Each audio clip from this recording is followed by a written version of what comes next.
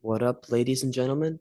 Here with another incredible interview with none other than Mr. Scott Morgan, who I'm sure a lot of you know from the ambient, soothing, interesting, and I would definitely describe as natural project known as Loscil.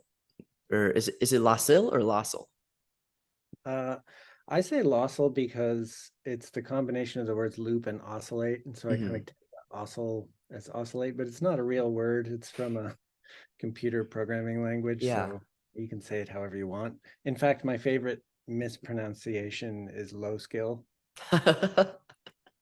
Especially when So it comes to computer programming. I would say I am very low skill when it comes to yeah, that. I'm pretty low skill too, actually. And mispronunciations are something that I've had to live with my whole life because of the way my name is spelled, you know? I was talking about that with Braun from Mastodon, actually, because, it's people constantly missay stuff and misspell stuff, but it's a great conversation starter, you know? Great way to open yourself up. Say, that's not how you say it. True. So, and just to be clear, your name is Jay. Yes, yes, it is. Got it. First try, huh? I actually watched a little bit of the interview you did with Thor Harris. Oh, nice. Yeah, he's so nice. Yeah, he's a sweet guy. I've only met him a couple times, but really, really nice guy. But I caught very early on in the interview that he pronounced your name Jai, I think, and you corrected him as Jay. And I was like, okay, I remember it's Jay. Yeah, Thor he's so cool. And something I want to note about him is he does what a lot of artists I know do, but not a lot of people I know do, which is his like protesting mind and political mind is always turned on. He's always Mm, watching and noticing everything. Which is I really admire that about him. People I know don't, they tend to turn one side of their brain off when it's something that concerns them, but they don't like it. It's something that kind of yeah, sucks for them. And he's always on and interested and motivated, much like artists, I'm sure, much like yourself, which I really, really, really admire. It's oh, beautiful to God, see. I can't say I'm anywhere in the same zone or in that regard. He's it's exhausting, I think, for a lot of us to carry the weight of the world all the time. So I definitely turn my brain off once in a while. But yeah, Thor is he's a very dialed in guy, and That's it's the word, dialed in. definitely inspiring. Yeah. And so the first question I wanted to ask you is I'm gonna give a little backstory of it. It's because I noticed Andy Summers, who's gonna be a future, I guess, guest on the show. His new album is ambient, you know? And then I've been getting more and more into ambient music, and I've noticed that a lot of my, I guess, old, like the people that are real old legends in the rock scene have been moving closer and closer to ambient music. And so the question would be, right? Why is it so appealing to, I guess, not only the older generation, but even to youngins like me who are just starting to get into Aphex Twin and Loscil? What's so appealing about it, I guess, from the artist's perspective? Good question. I mean, I think what I discovered when I was going to school and studying sound and music is that there's a reward to be had in deep listening. If you really commit yourself into entering a sort of sonic world, you can get a lot back from that. And what you put in as a listener often comes back. And so I think what I hope anyway is that a lot of people are just discovering that, just discovering deep listening, in the Pauline Oliveros kind of talk about legends, like the kind of like the rewards of committing yourself to the meditation of listening. And ambient music is just very suited to that, I guess. I mean, on another note, the words like this sort of genre title ambient has always sort of disturbed me.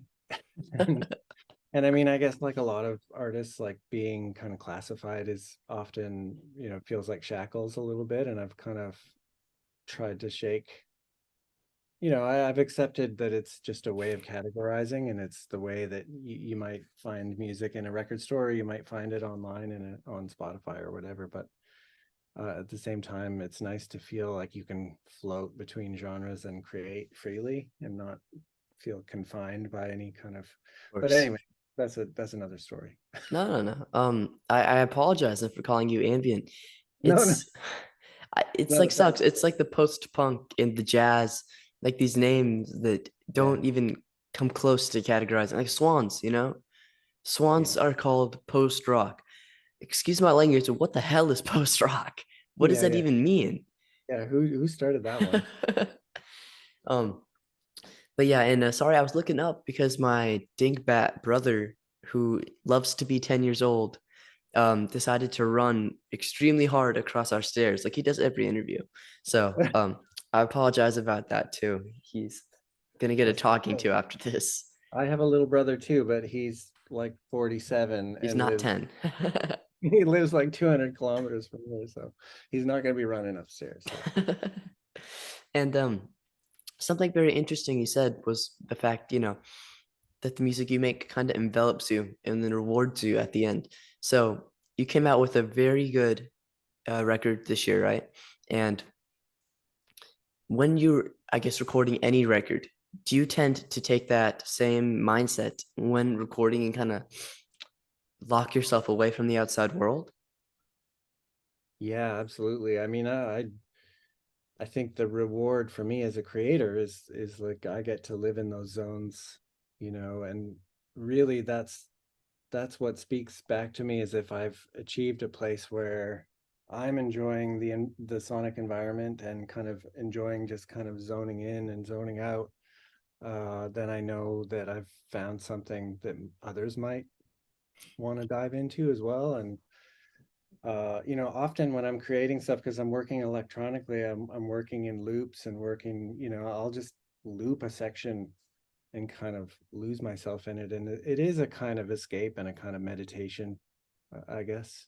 Like I don't practice meditation, but I'm assuming it's a very similar sort of zone that you enter into, where you're kind of all you're thinking about is that sound enveloping you. Mhm. I definitely see the similarities. And then people who use ambient music is as a background music, as elevator music, when people to think of the slow and rhythmic music as background, what do you say to them? Is there a way to change their minds on it, or is it kind of a human nature and they'll find it anyways? Uh, it's funny because I think it was in the liner notes of Music for Airports, Brian Eno's Yeah, yeah. foundational ambient music record. I think he referenced Muzak. I don't know if you're familiar with Muzak. I've heard Muzak of was, them. yeah, Muzak was an actual corporation. I don't know, they might still exist, but they existed in the, I think, 70s, and they had these LPs and you used to be able to find them in like the used bins and stuff.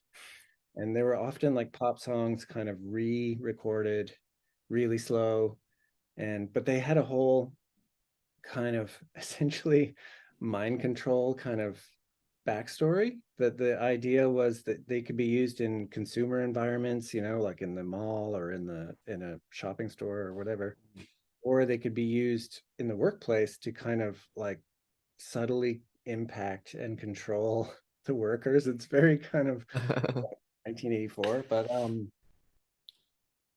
I think Brian Eno basically was addressing this idea that this corporate music, which was used to control consumers and workers and stuff, could Mhm. could be flipped and turned into something actually nice and like with good intentions, and in his, to paraphrase in his words, something that you can kind of listen to deeply and be rewarded by, but also could allow to float into the background while you're doing work or while you're sleeping or while you're doing other activities, and that there was no real insult in a way to music being actually designed to be, foreground and background, Mhm. or background, that background music wasn't. Same with film music, like I think we've long sort of agreed that like there's incredible film soundtracks out there, and they're meant to be sort of in the background. They're meant to be kind of behind the dialogue or behind the storytelling. but they do so much and they have so much subtle impact on the shape of the feel of the film that we've kind of agreed now. It's like, okay, this is actually an art form unto itself, and we don't have to like put it down here. So, I guess to answer your question, I don't think there's anything to say to someone who maybe wants to use music as background. I don't think we should be so offended by that as The creators. answer. Exactly. Um, because I know a lot of people that are just getting into ambient music. Like I played it at a pizza party at somebody's Nice. house. I played your new album and I played some Aphex Twin, and then I played music for airports. And then Oh, it was glad to interesting to hear see them kind of tick through it, and then like Aphex was not for them at all, not even close to in their music. But which record did you play? The selected um, ambient works or a yeah, different I one? played selected ambient works. I just played it on shuffle because they Yeah. had like an Alexa, and it was a little bit, I guess, too extreme for them, which I thought was funny because I really enjoyed it. But then like your work, they really loved, and they really loved and that Huh. very like I have the and Cluster record, which is easily my favorite record of either of those two artists.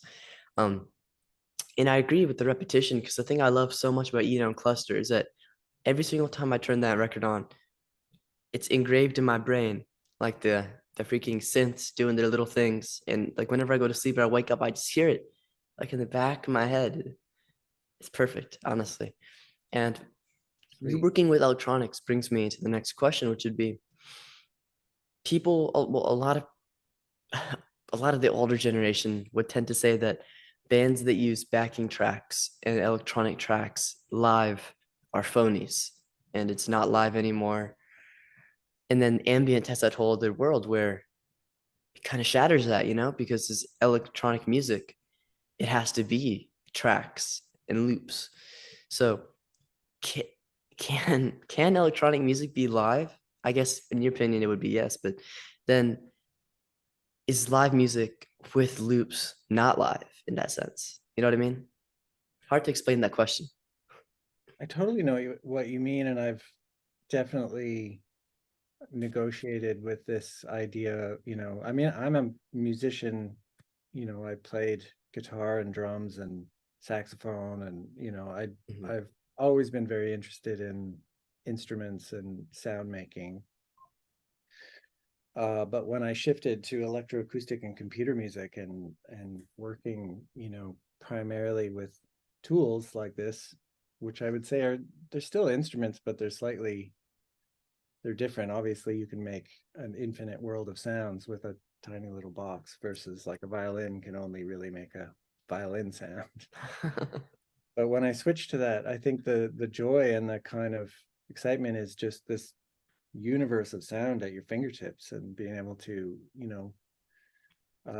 sculpt sound and kind of shape sound. And there's just something that comes with that that's totally unique and different from live music, like from playing in bands and stuff.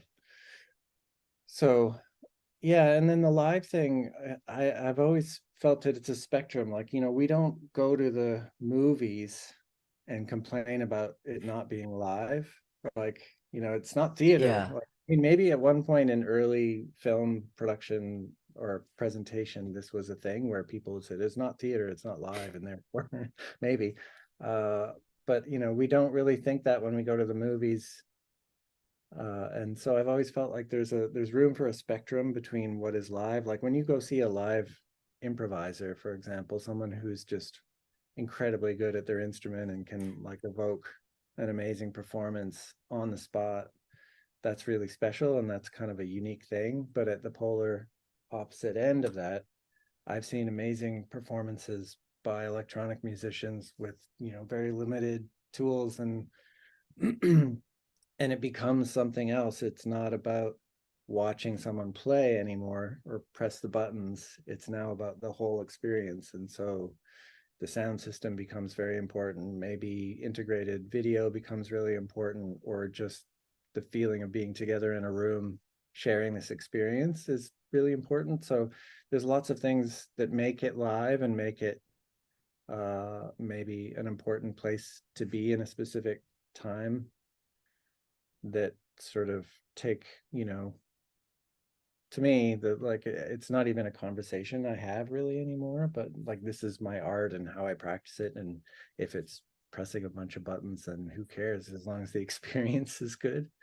So I aim to kind of like just make the experience as good as possible. That's a very, very good answer. Yeah. Oh, thank you. Um, and It's a good speaking, question.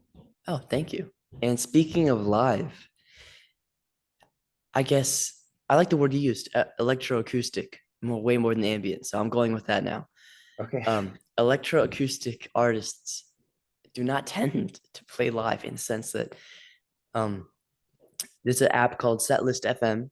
That's where I look at all the set lists of artists and when they've played because it's the most reliable. So I know, is it maybe time for an artist to start touring again? And whenever you look at that for electroacoustic artists, it's maybe one show per year, two shows per year. Now you've Mm. done more shows than others. I think it's like five or six, maybe even seven shows this year. Why do you think that electroacoustic artists don't really tend to play live or tour?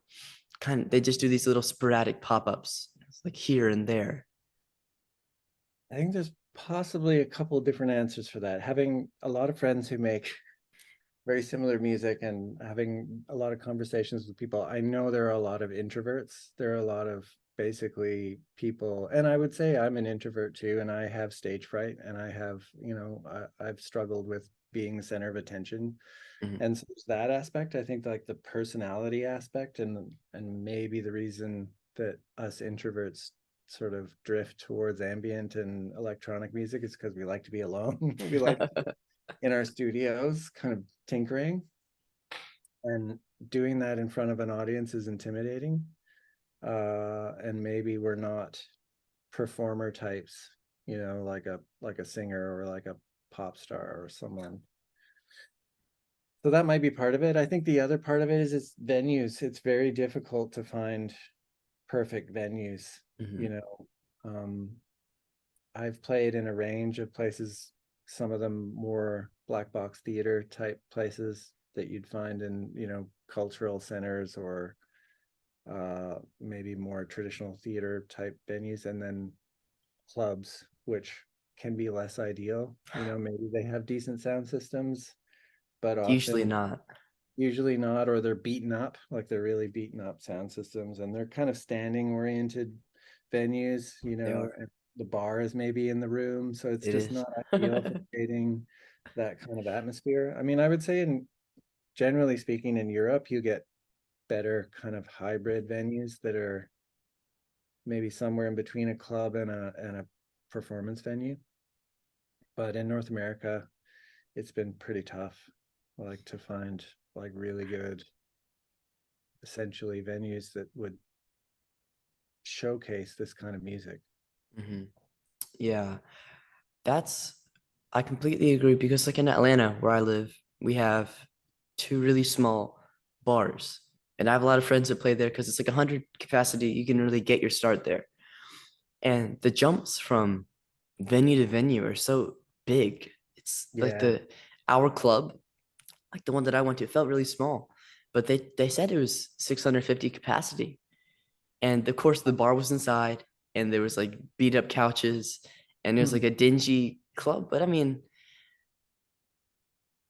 in these commercialized cities, they plan for bigger and bigger artists, which is screwing artists over in a way. Like all the amazing, well, it's like five or six people that I've interviewed are coming to Atlanta and playing this one bar, Hmm. and it's very small. But it's you can't go bigger or you're not going to sell tickets. We can go smaller and sell out and maybe price your tickets a little bit more expensive. So all the most incredible artists are coming to a bar where I can't go because I'm way underage, which Right. just kills me every time. But Yeah, an, that must suck. an idea that I've been really thinking on is, a lot of these artists tend to do backyard tours or living room tours.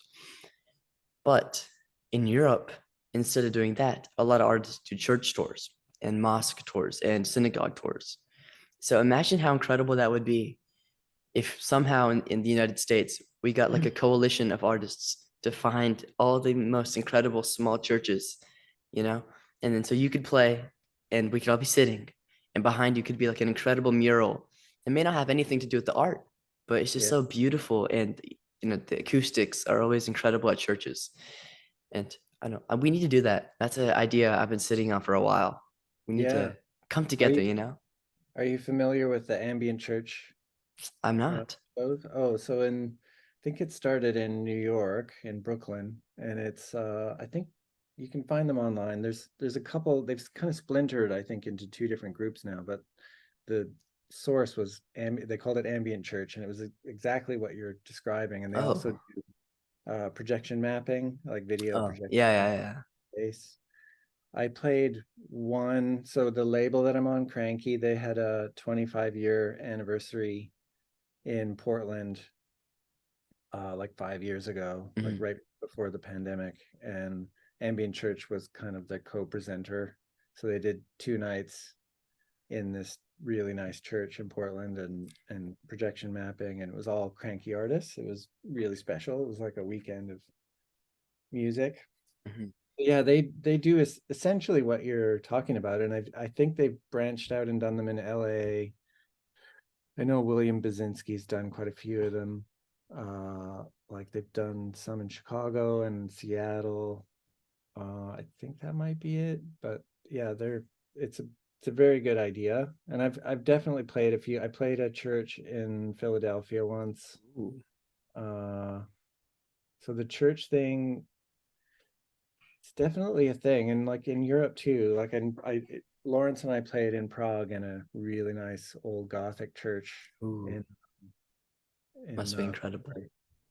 that was incredible. It was opening for a festival, and it was like really well attended, and just feels really nice when you can like step up the show, production wise to the next level, which I don't always get the opportunity to do at my level. But yeah, churches are a great space, I think, to occupy, and especially because I think a lot of them are empty and not being used a lot of the time. Exactly. Um, I forgot you were on Cranky. I have a really good Cranky story. The Oh yeah. first, the first people that ever responded, like the first label that ever responded to uh an inquiry I had, the first real big label was Cranky, and it was a co-founder. I think his name is Greg. I forget. Um, but he responded. He was super nice, and we talked a lot. Was And it Brian, maybe? who? Brian? Yeah, I think it was Ryan. Yeah, it was probably Brian Foote. He's like the Yeah, best. yeah, that's it is. Brian Foote. He was so cool. And I was asking about Godspeed, which, don't really do interviews, but he was so incredible and kind. And he put me on their list, on the press list. And it made me feel so important. I'm on a press list. I'm press. I'm important. And so Cranky, I have infinite love for Cranky. And you guys have an incredible artist list. I forget that you Yeah. guys have like the most amazing artists. But yeah, big ups to Brian. Yeah, For Brian is he's real. He's a great dude. I've known him for a long time. Really special friendship, and it does feel like a family. Like it's like Cranky is kind of family. Like I've been with the label since 1999, so it's all like 25 years yeah. basically, and which makes me feel really old, but yeah, there's a lot of great artists, a lot of people I have a lot of respect for on that label, and Joel, who runs it, has become one of my closest friends and allies, so it's like great people. And you don't get to see that with the bigger labels. Like I've been very lucky to work with like Warner, not Interscope yet, but I've worked with Warner once, and all their artists are so separated and far apart. I can't even imagine how that must feel. But onto a kind of different question I wanted to ask, which was, as musicians, a lot of times you don't see musicians going and getting education. What I think of musicians getting educations, it'd be those kind of progressive or jazz guitarists going to Berkeley, and Mm, then on the other aspect, classical trained violinists and orchestral players going, across overseas to different cool colleges. For electroacoustic music, do you think it's necessary to get an education in music and to go to college for electroacoustic music, or do you think it's something that people could just pick up if you have the knack for it?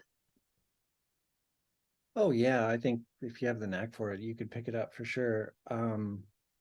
I got a lot out of my education. It's funny, my trajectory was kind of weird. Like as a teenager, when I was your age, I was playing in bands in a small town in Canada, like just as something to do, Mm. because small towns in Canada are really boring.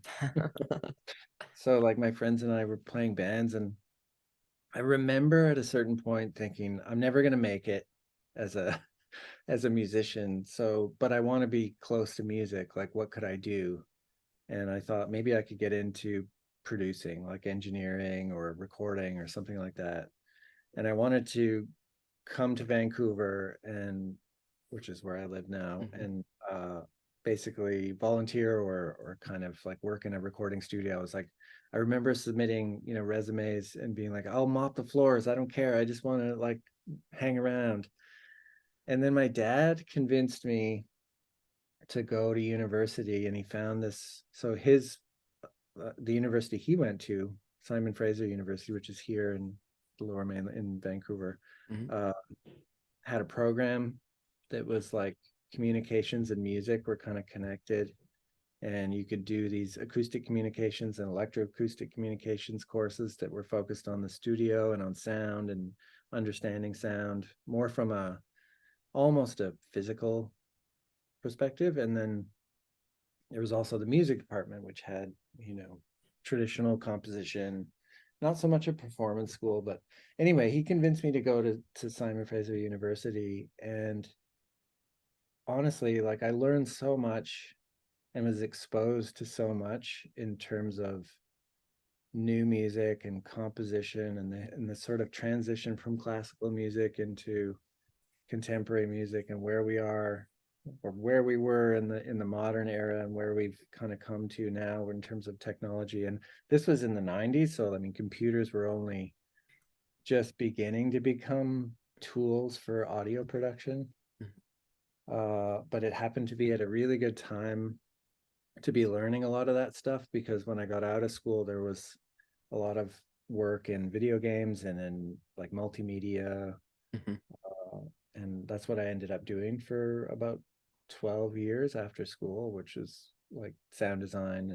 And basically there weren't any, at the point I was going to school, there weren't any schools that taught video game sound or anything like that.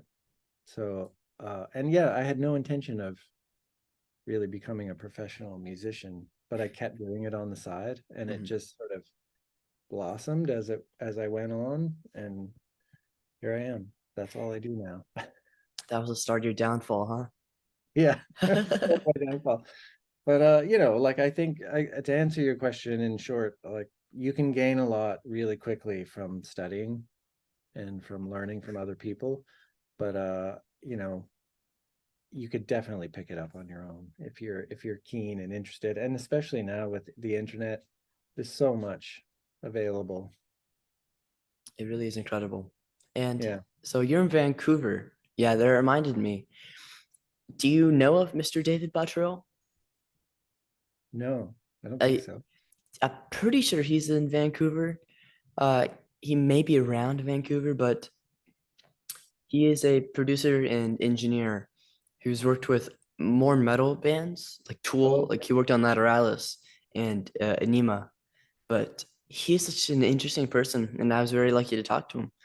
cool. I wonder how a collaboration between you two would sound like, considering how his style and production is very clean and punchy in a sense. So Hmm. every part of the music gets its kind of highlight, which would be really Right. interesting with electroacoustic music, where sometimes it isn't the highlight, you know? That would be a really interesting blend of genres. Yeah. Maybe that would be something to look into. I don't know. I know you just finished a project, but maybe in the next couple of years. Always on a new project. I mean, you gotta keep moving, right? Mhm. But yeah, collaborations in general are great. And I released a record last year with my friend Lawrence English from Australia, who I've known for many years, but it was really nice to finally work with him. And you learn so much, about someone else's approach to things, and some of those things end up kind of you take into your own process, and same going the other way. So it's definitely eye-opening and mind-altering to collaborate. Sure. I don't tend to make music like recorded. I just like improvising and messing around with friends until I something sounds right, and then I forget it and I do it all over again. Which that's like the whole thing of music for me. That's what I really love. And then rediscovering, like rediscovering a riff that you really loved on guitar, and it's like, whoa, that's good, and forgetting about it. I don't know, that whole upbringing and falling and up and down and up and down. That's what Yeah. makes music for me. Funny enough, but I guess the question is, what's next in terms of music? Are you gonna, you said you're always on the grind. Does that mean more music on the way, like now Yeah, I'm literally in the middle of finishing my next full-length record for Cranky. So already? yeah, I mean that it, the cycle is, especially with vinyl production, the cycle is quite delayed. So even if I were to finish this record, which I've been dragging my heels on a little bit, but even if I were to finish it today, it's probably not going to come out this year. Like it's probably going to come out early next year at Mhm. best. It depends on their scheduling, their release scheduling, and everything. And then you got to build tours and stuff like that around a record so that you're making the best of press and all that stuff. So yeah, records are always, you know, in the future. I It's need just to get weird. one of your vinyls. Pardon I, me? and yeah, I completely forgot that like you just re-released I think your first album a while Oh yeah. back.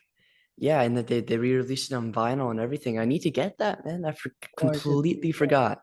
I should. Brian or Joel can probably send you one. Oh, Yeah, I they. mean, I won't say no to that. It's been. It's weird re-releasing something that is that old. Like you haven't even been alive that long. Like so, like I can't even, maybe talk to me in like 20 years and we'll compare notes, because it's like be like you looking back at this interview, in 25 years and being like, this is my work, and it's really strange. Like you feel really distant from it because so much has Yeah. happened in your life. Well, already uh from the beginning interviews I've done, when I had a crappy microphone and a really bad light setup and everything, and my third interview is my most popular, and it's got like 11,000 views. So for me to be making these much higher quality interviews and none of them are getting popular, I don't know. It's laughable in a sense, you know. I wish I fixed my hair before you're. That's that, and again, that's what like I love messed up hair and crappy hair, and that's kind of what makes an artist. Also, I think my hair looks better when it's all messy. The girls don't agree, but I think it looks that way, better that way. There, so let's see how much we have. 5 minutes, well, 6 minutes really. Okay, how would you like to fill it? I have the perfect question. This is the question Okay. I like to ask at the end of interviews. Sometimes I don't get the chance to because I'm talking to someone who really loves to talk, which is okay. But I really love to ask this question, and it is a little bit of a tongue twister. So Okay. if you need clarification, it's okay. You need to give me three of a category. So it could be three songs, three artists. It's whatever that hole you fill that hole, or you could do one artist, one song, one this, but change these categories. So you could do three of one or one of three, and it has to be to change someone's life for the better or for the worse. Whoa. We're at 4 minutes and 55 seconds. Time starts now. So three, okay, I'm gonna ask for clarification. Yeah, Three of one thing. So three songs would be an example. anything. Yeah, yeah, Three anything. yeah. Like it doesn't have to be music. No, anything.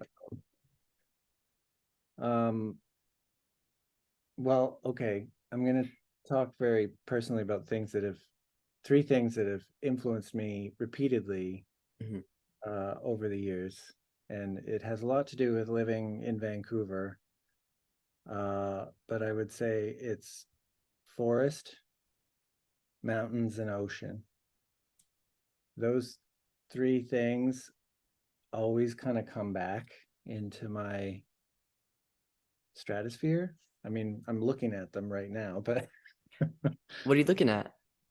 I see so I'm actually looking at my front yard, but like in the distance, I can see Grouse Mountain, which is one of our local ski hills. Ooh, And I think yeah. there's something about living near the mountains, particularly the mountains and the ocean, Mm, that is so incredible. I mean, I love going to places like the prairies or, you know, exotic locations like deserts and stuff, but I always just feel so much more comfortable beside the ocean. Like if I can reach the ocean, it just feels perfect. And then seeing mountains, I don't know, there's something about the bearings. When I first moved to Vancouver, you know, when you go to a new city and you're always disoriented, yeah, yeah, yeah. the mountains became the beacon. They became the kind of how you would center yourself. Mhm. And, you know, that was just for direction, but I think they've become how I center myself in a not to get new agey or anything, but like in a kind of spiritual way Yeah, almost. yeah, yeah. And then going to the mountains or going to the ocean where you find nature is just it's something I don't take for granted. It's something that I have access to and enjoy. And yeah, those are my three things. That's easily the most abstract answer I think I've gotten, but a perfect answer. Well, I I'm always very, feel so much, sorry, I always feel so oh, much pressure if it comes to like music stuff yeah, because your music taste changes, you know, sort yeah, of always the oscillates. yeah, I mean, and there's some stuff you rediscover and you come back to, and there's definitely moments and shows that I've seen that have been great, but I always hesitate to pick out one or three things. Yeah, I'm lucky enough that because of my career in scouting, I get to go camping a lot. Funny enough, a week from today, I will be in New Mexico hiking in Cimarron in the mountains. Incredible. So I will be in the mountains, and I love snowboarding. My family hates it, but I love the mountains. I love the cold. I want to move up into the north. I'm Yeah, sick of being in the south. It's very. I love the people and the food.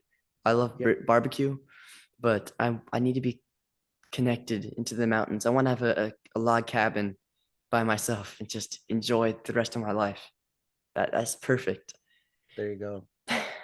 There's We're got in to be a venue nearby though. I need a place to let my concerts out somehow. But log cabin and a church that is only perfect. An for con ambient church right there. yeah. But I don't want to get cut off by Zoom. So thank you so much for indulging me in this conversation. It was truly wonderful, and I hope that you make your way to Atlanta.